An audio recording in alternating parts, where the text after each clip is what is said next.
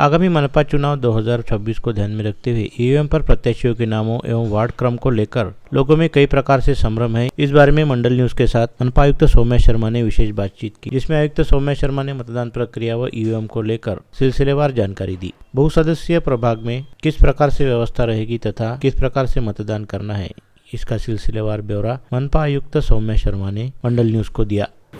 यामध्ये कोणत्याही प्रकारची कन्फ्युजन नाही आहे। अमरावती महानगरपालिका निवडणूकसाठी जे राज्य निवडणूक आयोगाने नियम दिलेले आहेत त्याप्रमाणे आपली ballot unit set and seal होणार आहे। यामध्ये आपल्या अमरावती शहरमध्ये जसे 22 वॉर्ड आहे एकूण, त्यापैकी 21 वॉर्ड 4 सदस्य आहे आणि 1 वॉर्ड 3 सदस्य आहे। आता या 4 सदस्य किंवा 3 सदस्य प्रभागाकरिता तेवढी सीटसाठी वोट करणारे लोक आहे। म्हणून जर तुमचा एक प्रभाग असेल, त्या प्रभागमध्ये समजा 4 सीट्स आहे, तर तुम्हाला त्या 4 सीटसाठी 4 बार बटन प्रेस करावं लागते। आता विषय आहे की कन्फ्युजन जे आपण म्हणत आहे ते असं काहीच कन्फ्युजनचा विषय नाही आहे। 4 बटन प्रेस करावं लागते, तर 4 ही सीटसाठी आयोगाने वेगळे वेगळे रंग दिलेले आहे। जे अ सीट आहे त्यासाठी पांढरा, ब साठी गुलाबी, क साठी पिला आणि ड साठी निळा, असे 4 वेगळे वेगळे कलर तुम्हाला दिसतील आणि त्याप्रमाणे तुम्हाला माहिती राहील की आपण 4 बार वोट करणार आहे आणि हे वेगळे वेगळे।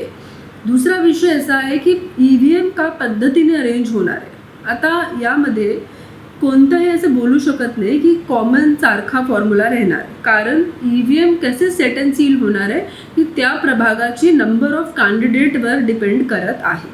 आपल्याकडे काही असे पण प्रभाग आहे जिथे एक सीटसाठी 15-16 लोकांनी आपला अर्ज दाखल केला आहे। काही असे पण आहे जिथे फक्त 5 किंवा 4 कॅन्डिडेट आहे। म्हणून सेट अँड सील करण्याची कारवाई ही जी रिटर्निंग ऑफिसर निवडणूक निर्णय अधिकारी आहे यांच्या स्तरावर होणार आहे।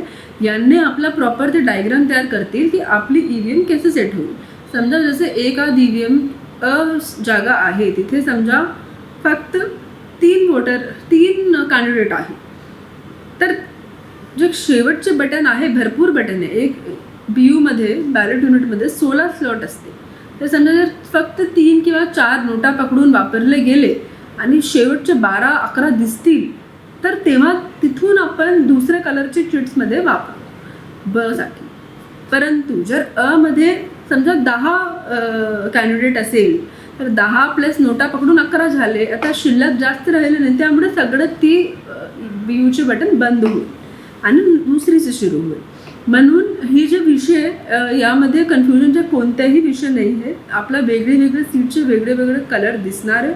दुसरा विषय यामध्ये मी आपल्याला सांगण्यासाठी इच्छुक आहे की आपण आरोला सूचना दिलेली आहे की शहराच्या मुख्य ठिकाणला चौक वगैरेला ईव्हीएम डेमॉन्स्ट्रेशन करायला पाहिजे, जेणेकरून लोकांना जनजागृती मिळेल।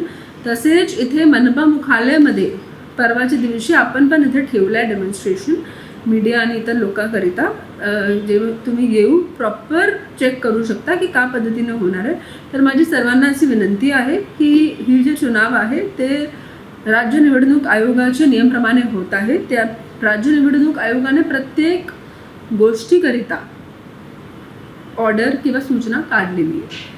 जिथे नाही आहे तिथे पण आपण मार्गदर्शन घेऊ शकता। हे जे विषय ते फार क्लिअर आहे। याच पद्धतीने सगळ्या ठिकाणला निवडणूक होतं त्या पद्धतीने इथे होणार आहे आणि कुठल्याही प्रकारची कन्फ्युजन करू नये। आणि तुम्ही सर्वांनाच विनंती आहे की जास्तीत जास्त संख्यामध्ये यावी आणि आपला मतदानचा हक्क बजावा। जैसा अ, ब, क, ड इनके जितने भी कैंडिडेट रहेंगे नोटा का पर्याय जो है नन ऑफ द अबोव, ये हर सीट के लिए अलग अलग रहेगा। येस, प्रत्येक सीटसाठी, कारण असं होऊ शकता की मला नोटा फक्त समजा प्रभाग 1 क आहे, तर मला 1 क मध्ये नन ऑफ द अबव पाहिजे, परंतु ब आणि ड मध्ये मला आहे माझं चॉईसचं कॅन्डिडेट, त्यामुळे नोटा प्रत्येक सीटमध्ये राहणार आहे।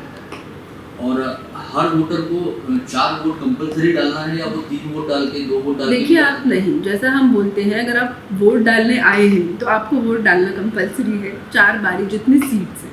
अगर आपका प्रभाग 9 है जहाँ पे हमारी सिर्फ 3 ही सीट है, 3 सदस्य प्रभाग जे बडाली SRP, तिथे तुम्ही 3दा प्रेस करा, परंतु इतर ठिकाणला 4दा प्रेस करावं लागेल।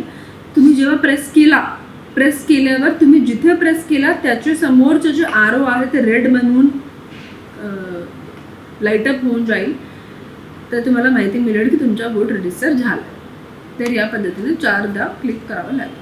4 कैंडिडेट हैं और कोई वोटर अगर जाता है वो 2 या 3 ही वोट डालता है, चौथे को किसी वजह से उसको वोट नहीं देना है, तो क्या उसका वोट काउंट होगा या उसको चारों देना है? देखिए, हमें जो सूचना है उसके हिसाब से अगर 4 सीट हैं आपके प्रभाग में तो आपको 4 बार वोट डालना पडेगा. जेव्हा तुम्ही 4ही ठिकाणला वोट टाकला त्याच्यानंतर ती जे बॅलेट युनिट आहे आणि जे कंट्रोल युनिट आहे ते तुम्हाला वोट कंप्लीट झाला असे समजणार आहे.